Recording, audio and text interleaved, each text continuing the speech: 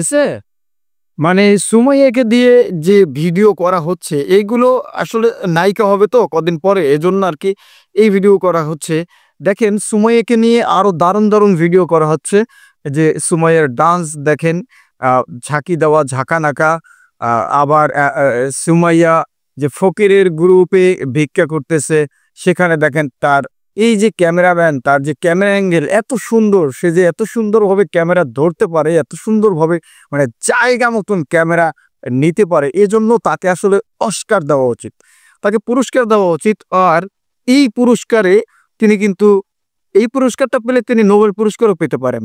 দেখেন আরো একটা ভিডিও আছে, আমি দেখাই। এই যে ভিডিওটা দেখেন, সুমাইয়া কত বড় হয়ে গেছে দেখছেন, বিশাল বড় হয়ে গেছে কিন্তু। আচ্ছা আরেকটা ভিডিও দেখাই, যেটা দেখলে আপনার আরো ভালো লাগবে। দেখছেন মানে কত বড় যে হয়েছে সেটা আপনি দেখলে আসলে বুঝতে পারবেন যে কত বড় হয়েছে সুমাইয়া, অন্য কিছু না। ক্যামেরা তো কোন জায়গায় সেটা তো আপনারা দেখতেই পাচ্ছেন, কিন্তু আমি সুমাইয়ার কথা বলতেছি। এইবার দেখেন আরেকটা ভিডিও, যেখানে দেখা যাচ্ছে সুমাইয়ার আরেকটা ভিডিও, সেখানেও ক্যামেরা অ্যাঙ্গেলটা দেখছেন কি সুন্দরভাবে। দেখছেন ওই পাশে একজন ব্যক্তি কথা বলতেছে, তাকে ক্যামেরায় দেখান না, তার দিকে ক্যামেরা নাই, ক্যামেরা সুমাইয়ার দিকে, আর কোন দিকে সেটা তো দেখছেন। এই হলো ক্যামেরাম্যানের অবস্থা। সুমাইয়াকে দিয়ে এই ধরনের ছোট ছোট ভিডিও ক্লিপগুলো করে তারা কিন্তু রাতারাতি হাজার হাজার ভিউ, লক্ষ লক্ষ ভিউ তারা ইনকাম করছে, এবং এই লক্ষ লক্ষ ভিউ থেকে তারা কিন্তু যে আর্নটা করছে সেটা কিন্তু হিউজ পরিমাণে আর্ন করছে।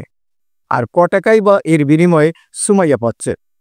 এখন আমি বলতে বাধ্য হচ্ছি, আজকের এই ভিডিওগুলো দেখে বলতে বাধ্য হচ্ছি, সুমাইয়ার দেহকে পুঁজি করে তার এই যে উঠতি বয়সের যে একটা চলাচলের যে একটা ভাব ভঙ্গিমা, এটাকে পুঁজি করেই কিন্তু এই সমস্ত কন্টেন্ট ক্রিয়েটররা ব্যবসা করে যাচ্ছে।